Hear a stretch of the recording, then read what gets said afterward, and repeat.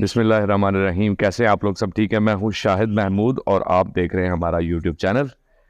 जनाब, आज की जो वीडियो है उसमें मैं एक थोड़ी सी न्यू इन्फॉर्मेशन हमारे पास आई थी और बड़ी बेनिफिशियल लगी। मैंने ड्यूरिंग द सर्च इंटरनेट, मेरी आदत है कि मैं अपना कोई भी जो इन्फॉर्मेशन आप लोगों के साथ शेयर करना चाहता हूँ ना, तो उससे पहले उसका स्टडी करता हूँ ताकि जितनी भी प्रिसाइज इन्फॉर्मेशन है वो आप तक पहुँचाई जा सके। अच्छा, ये है जी कनाडा के मुतालिक है। ये है कि ईजीएस्ट पाथवे टू कनाडा है। अक्सर लोग, बहुत सारे लोग पाकिस्तान में भी और इंडिया से भी, मुझे जितने भी लोग अक्सर कांटेक्ट करते हैं, उनके मैसेजेस हमें रिसीव होते हैं, तो they are so much curious to move to Canada from their origin country. तो उसके लिए जो है ना, वो ज़्यादा कोशिश कर रहे होते हैं कि कनाडा एक जो है उनके लिए एक क्या कहते हैं कि समझ लें कि फेवरेट डेस्टिनेशन है जहाँ पे वो जाना चाहते हैं। कनाडा डिजिटल नोमैड वीज़ा जो है ना, इन्होंने बेसिकली इंट्रोड्यूस करवाया कनाडा ने।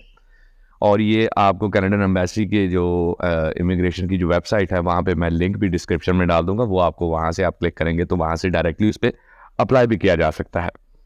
सबसे पहले इसकी मैं डिटेल बता दूं। ये बड़ा एक मतलब ना इजी वे है। मतलब लिटरली मैं जब आपको इसकी डिटेल सारी शेयर करूंगा तो आपको पता चलेगा कि मैं क्यों कह रहा हूँ कि ये अब तक की इंफॉर्मेशन के हिसाब से, मेरे मेरे लिटल नॉलेज के हिसाब से जो है ना, ये कनाडा के लिए सबसे इजी वे है टू मूव टू कनाडा। एक तो इसमें सबसे जो बड़ी बात है वो यहाँ पे ये है कि यहाँ पे इस वीज़ा के ऊपर आप कनाडा जाते हैं, 6 महीने का स्टे होता है और उसमें आप रिमोटली अपना काम कर रहे होते हैं। रिमोट वर्क आपको पता है, आजकल बहुत सारी कंपनीज हैं जो कि हाइब्रिड वर्किंग भी देती हैं, रिमोट वर्क के लिए भी हायर करती हैं और ऑन साइट भी उनका जो है ना, जो कैंडिडेट्स वो हायर करते हैं एम्प्लॉइज। तो ये ऑनलाइन वर्क के लिए अगर आपका है, तो ये जितने भी ऑनलाइन वर्क करने वाले लोग हैं, एंटरप्रेन्योर्स हैं, या जितने भी डिजिटल जो है ना उसके बेसिकली हैं, डिजिटल वर्ल्ड के साथ रिलेटेड लोग हैं, मार्केटिंग के और मुख्तलिफ कंपनीज के साथ जो काम कर रहे हैं, ये उनके लिए बेसिकली द बेस्ट वे है। और इसके लिए अप्लाई करने के लिए भी आपको यही रिक्वायरमेंट्स होंगी, वो सारी मैं आपको आगे बताऊंगा। जो ऑलरेडी काम कर रहे हैं उनके लिए बहुत जो है ना ये फेवरेबल चांस है। और I am also thinking about it कि मैं भी इसको अवेल करूं। और जब मैंने सोचा कि मैं आप खुद अवेल करूं, तो क्योंकि हम भी ऑलरेडी 2 ग्रुप्स के साथ ऑनलाइन जो है वो उनका काम कर रहे हैं, और हमारा जो बेसिकली तरक्की के ग्रुप के साथ जो मैंने आपको पहले बताया था, मेरा जो आप मेरी वीडियोज़ में देख सकते हैं कि जो मेरा वहाँ पे काम था, तो पाकिस्तान आके भी हमने उसी को कंटिन्यू किया हुआ है। अच्छा जी, यहाँ पे ये होता है कि ये 6 माह का वीज़ा होता है और उसके बाद अगर आप इसको एक्सटेंड करवाना चाहते हैं या करते हैं, तो अगर आपको वहाँ पे कोई जॉब मिल जाए, तो जब जॉब मिल जाएगी तो आप डेफिनेटली इसको वहाँ पे वर्क परमिट मिलेगा और इसको एक्सटेंड किया जा सकेगा। ये वहीं पे एक्सटेंड हो जाएगा। इसका मतलब ये है कि आपको एग्जिट लेने की ज़रूरत नहीं है कि फर्स्ट ये वीज़ा आप कंप्लीट करें और उसके बाद सेकंड वीज़ा के लिए दोबारा री एंटर करें। तो ये भी एक बड़ा बेनिफिशियल है इसमें। उसके बाद आ जाता है जी कि इसमें जो सबसे चीज़ है कि बहुत इसमें रिस्ट्रिक्शंस ज़ीरो हो चुकी हैं। वो क्या है, मैं आपको बताता हूँ। ज़ीरो कैसे मैं कह रहा हूँ। इसमें एक तो नो एज लिमिट है, कोई एज लिमिट नहीं है जिसने अप्लाई करना है उसके लिए। दूसरा, उसके लिए कोई लैंग्वेज टेस्ट वगैरह, आइल्स वगैरह, या जो ये जो टॉफल टाइप है ना, जो भी कनाडा तो खैर आइल्स ही देखता है, टॉफल अमेरिकन सिस्टम में यूज़ होता है, लेकिन आइल्स का कोई भी ज़रूरत नहीं पड़ती, इसका टेस्ट नहीं है, क्योंकि आप ऑलरेडी ऑनलाइन वर्कर हैं, तो काम कर रहे हैं। तो उसके लिए मतलब वो हायरिंग नहीं ना कर रहे हैं आपको जस्ट वहाँ पे लेकर जा रहे हैं। अच्छा, दूसरा ये होता है जी कि इसके लिए एजुकेशनल क्रेडेंशियल असेसमेंट का जो ईसीए है ना, उसकी कोई ज़रूरत नहीं पड़ती। ये करते हैं बेसिकली, असेसमेंट लगाते हैं जब आप अपने वीज़े के लिए अप्लाई करते हैं ना कनाडा एम्बेसी में, तो वो ईसीए करते हैं, इसकी असेसमेंट करते हैं। एजुकेशनल जो क्रेडेंशियल्स हैं आपके, उनको वो असेस करते हैं और उसके बाद आपके वीज़े की जो है ना वो क्वालिफिकेशन डिपेंड करती है उसके बाद। अच्छा, उसके बाद आ जाता है no minimum income level required, कि मिनिमम इनकम लेवल कोई रिक्वायर्ड नहीं है। जस्ट इतनी इनकम आपने उसमें आपकी मिनिमम शो होनी चाहिए जिसमें आपका गुजारा वहाँ पे हो सके, और आप अपने वो फाइनेंशियल जितने भी आपके वो है ना एक्सपेंसेस वगैरह, जो नॉमिनल एक्सपेंसेस हैं, वो आप अपने वहाँ पे बेयर करने के काबिल होने चाहिए। वो तो डेफिनेटली आप कहीं भी जाएँ, दुनिया की किसी कंट्री में भी आप विजिट वीज़ा अप्लाई करेंगे, तो आपको ये प्रॉब्लम मतलब उन्होंने ये रिक्वायरमेंट लेनी है कि आप बेसिकली अगर यहाँ पे विजिट करने आ रहे हैं, एटलीस्ट फॉर द 6 मंथ अगर आप यहाँ पे आ रहे हैं, तो अपनी कोई स्टेटमेंट दें, आपका कोई जो है ना वो टर्न आउट दिखाएं ऐसा, या आपका कोई रेवेन्यू ऐसा हो, जनरेट हो रहा हो, चाहे वो आपकी प्रॉपर्टी से हो रहा है, या वो आपके किसी बिजनेस से हो रहा है, या आपके किसी ऐसे वर्क से हो रहा है जिस पर आप फिजिकली वहाँ पे मौजूद ना भी हो तो आपको इनकम आती रहेगी। तो आप समझ रहे हैं कि ये ऑनलाइन जो है वो बेसिकली डिजिटल वर्ल्ड में जो ऑनलाइन वर्क करते हैं, रिमोट वर्किंग करने वाले बनते हैं, उनके लिए ये बेस्ट अपॉर्चुनिटी बन जाती है। अच्छा, उसके बाद इसमें कोई पॉइंट सिस्टम नहीं है, पॉइंट स्कोरिंग सिस्टम वगैरह कोई नहीं है कि आपने ये एक टेस्ट पास किया उसके बाद उसके पॉइंट्स लगेंगे, इंटरव्यू के पॉइंट्स होते हैं और फलां पॉइंट्स होते हैं, और डेफिनेटली ये सारा कुछ नहीं है। इसका कोई पॉइंट सिस्टम स्ट्रक्चर नहीं है। आपको रजिस्टर नहीं करना पड़ेगा या वेट नहीं करना पड़ेगा। ये आईटी और ये ड्रास वगैरह जो भी होते हैं ना, मतलब कुरानंदाजी होती है और आईटी होते हैं, वो बेसिकली आपको इंटरनेशनल ट्रैवल एजेंट्स के थ्रू जो भी मतलब वो सारा डिटेल्स होती हैं ना, एजेंसीज के थ्रू वो आपको समझ आ रही है, वो कुरानंदाजी वगैरह करते हैं, तो उसकी ज़रूरत नहीं पड़ेगी, उसमें आपकी रिक्वायरमेंट नहीं होगी। वीज़ा टाइम है जी 28 डेज़ का, 28 दिन के अंदर अंदर नॉर्मली इसका जो है ना वो जवाब आ जाता है, और उसमें बेसिकली उसका जो 28 दिन का जो है ना आपका रिक्वायरमेंट वो जवाब निकल आता है, मतलब इसमें रिप्लाई आ जाता है आपके आप शॉर्ट लिस्ट हो गए हैं या नहीं, लेकिन मैक्सिमम 60 डेज़ तक भी चला जाता है। उसके बाद आ जाता है जी the previously launch tech talent strategy. इसके मुताबिक जो है ना, this digital nomad have introduced to attract more entrepreneur and digital नॉर्मर्स। जो मैं पहले आपको बता चुका हूँ कि ये चीज़ें सारी जो है ना उसमें ऑलरेडी आपने वो कर चुके हैं कि ये जितने भी डिजिटल नॉर्मर्स हैं और सॉरी डिजिटल एंटरप्रेन्योर्स हैं, उनके टेक एंटरप्रेन्योर्स हैं, उनको जो है ना अट्रैक्ट करने के लिए डिजिटल नॉर्मर्ड का उसके साथ ही एसोसिएट कर दिया गया है।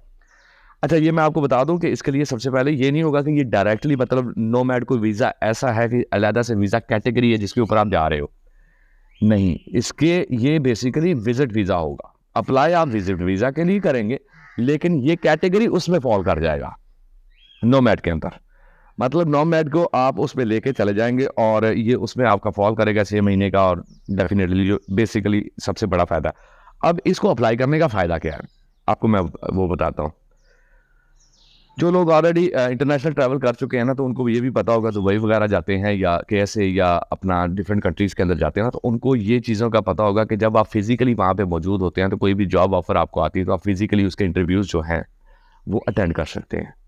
चाहे वो वॉक इन इंटरव्यूज़ हैं, चाहे वो मतलब कोई भी इंटरव्यूज़, अगर वो ऑन मतलब टाइम फ्रेम बेस्ड इंटरव्यूज़ हैं, तो आप जब आपको फिजिकली अपीयरेंस वहाँ पे होती है तो डेफिनेटली आपके जो सिलेक्शन के चांसेस हैं वो बढ़ जाते हैं as compared to the ones who have already applied online only and they are just willing to take the interview online। तो फिजिकल इसका आपको बेनिफिट का पता है। दूसरा सबसे बड़ा बेनिफिट ये है कि इसके साथ आप अपनी फैमिली को भी मूव कर सकते हैं, आपके पार्टनर्स भी जा सकते हैं और उनके लिए भी साथ आप रख सकते हैं। डेफिनेटली आपको वो एक्सपेंसेस उसके अकॉर्डिंगली फिर आपके मेंशन करने पड़ेंगे। तीसरा, इसमें एक छोटी सी रिक्वायरमेंट अगर आप इसको फुलफिल कर लें तो डेफिनेटली तकरीबन 90%, मैं 100% इसलिए नहीं कह सकता कि किसी की रिजेक्शन भी हो सकती है ड्यू टू एनी रीज़न, लेकिन मैं ये कह सकता हूँ कि 90% के राउंड अबाउट आपके चांसेस हो जाते हैं कि अगर आपके कोई रिलेटिव्स या आपका कोई फ्रेंड या फैमिली का मेंबर है जो ऑलरेडी कनाडा में सेटल्ड है, आप उसका रेफरेंस भी अपने उसके साथ अटैच करते हो, तो डेफिनेटली ये एक बहुत बड़ा प्लस पॉइंट होता है जिसकी बेसिस पे आपको वीज़ा बड़ी आसानी से इशू हो जाता है आपकी फैमिली के साथ ही। अच्छा, इसके जो बेनिफिट्स हैं वो मैं आपको बताऊंगा। बाकी बेनिफिट्स मैं ऑलरेडी बता चुका हूँ, काफ़ी चीज़ें इसकी डिटेल्स बताऊंगा। उसके बाद कौन अप्लाई इसके लिए कर सकता है, वैलिडिटी कितनी देर की है वो भी मैं ऑलरेडी बता चुका हूँ, लेकिन इसको फिर मैं थोड़ा एलैबोरेट कर दूंगा। रिक्वायरमेंट्स कौन कौन सी हैं वीज़ा के लिए, रेजिडेंसी ऑप्शंस क्या क्या हैं, कॉस्ट कितनी आएगी, टाइम कितना लगेगा, और स्टेप्स कौन कौन से होंगे जो आपको फॉलो करने पड़ेंगे।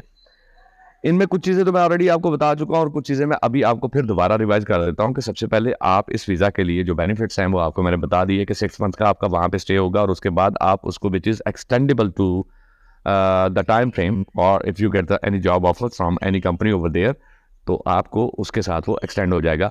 6 मंथ्स मिनिमम है, which is good opportunity to be over there, और उसके बाद आप इसको जो है ना वो डायरेक्टली मतलब एक्सेस कर सकते हैं। दूसरा आ जाता है जी इसमें कि टाइम फ्रेम कितना है, तो वो मैंने आपको पहले बताया कि विद इन 28 डेज, नॉर्मली वैसे 1 to 2 मंथ जो है ऑनलाइन इमिग्रेशन की जो वेबसाइट है कनाडा की, उस पर मैंशनड है कि विद इन 1 to 2 मंथ्स। आपने अक्सर देखा होगा कि कनाडा के लिए लोगों ने अप्लाई किया तो 3-3 साल तक या 2-2 साल तक उनका जो है ना वो चलता रहता है प्रोसीजर। अभी जो है ना उसकी पॉइंट स्कोरिंग हो रही है, तो आइल्स का चला गया तो उसके डॉक्यूमेंट्स और ये इसमें कोई इतने खास डॉक्यूमेंट्स की ज़रूरत नहीं पड़ती। अच्छा, वो मैंने ऑलरेडी आपको बताया कि कोई आपकी वो एक्सपीरियंस नहीं रिक्वायर्ड, हर एज लिमिट का बंदा कर सकता है। अगर स्टूडेंट है तो वो स्टूडेंट के लिए भी कर सकता है। मतलब स्टूडेंट के लिए तो डेफिनेटली वो अपना वो फिर भी वो उसको जो शो करना पड़ेगा कि I just need to visit. फिर हाँ, इसमें सबसे बड़ी जो चीज़ है ना, वो चीज़ आपको मैं बता दूँ, डॉक्यूमेंट्स जो रिक्वायर्ड होंगे उसमें आपको पता चल जाएगा। एक तो पासपोर्ट है, वो सब मैंने पहले भी आप सबको बताया, उसके अकॉर्डिंगली आपका स्टेटमेंट है, बैंक स्टेटमेंट है। उसके बाद आ जाता है आपका 6 मंथ्स का जो बैकएंड का जो 6 महीने पिछले का आपकी बैंक स्टेटमेंट आनी चाहिए, जिसमें आप उस इनकम को शो करेंगे जो आपको ऑनलाइन वर्क के थ्रू आ रही है। दूसरा, आपका ऑनलाइन जो एम्प्लॉयर है जिसके साथ आप ऑलरेडी काम कर रहे हैं, उसका एनओसी चाहिए होगा, उसका अपॉइंटमेंट लेटर या एनओसी। वो एनओसी तो मस्ट है, लेकिन अपॉइंटमेंट लेटर भी अगर साथ लग जाता है तो वहाँ से टाइम फ्रेम आपका डिसाइड हो जाता है। वो इजी टू मतलब कहते हैं कि उसको असेस करना बड़ा इजी हो जाता है। उसके बाद आपका ये और क्या रह गया इसमें, कुछ खास ऐसा नहीं, बस यही चीज़ें हैं। और उसके बाद आ जाते हैं, अगर कोई मैंडेटरी डॉक्यूमेंट होगा तो वो मैंने आपको बता दिया। इसके अलावा कोई सप्लीमेंट्री डॉक्यूमेंट है तो वो डेफिनेटली आपको वेबसाइट पे मिल जाएगा, which is easy to get, just like जैसे पुलिस क्लियरेंस सर्टिफिकेट है। उसके बाद आ जाते हैं आपके एफआरसीज वगैरह और each and everything, which is very easy. और आपका कोई क्रिमिनल रिकॉर्ड नहीं होना चाहिए, ये डेफिनेटली उसके लिए वो हर कंट्री भी इसको एक्सेप्ट करता है। ये बड़ी लीनियर सी बेसिकली उन्होंने टर्म्स एंड कंडीशंस इस पे रखी हैं, इसलिए मैंने इसकी वीडियो आज बनाई है आपके लिए। अच्छा, दूसरा ये है कि इसके लिए अप्लाई कौन कौन कर सकता है। कोई एज लिमिट नहीं है, कोई भी अप्लाई कर सकता है जो ऑलरेडी इस पे काम कर रहा है। तो ये तो मतलब शोर शार्ट हो गया, आप मैरिड हैं, अनमैरिड हैं, मतलब कोई भी आपकी एज है, if you are working online so you can apply for that.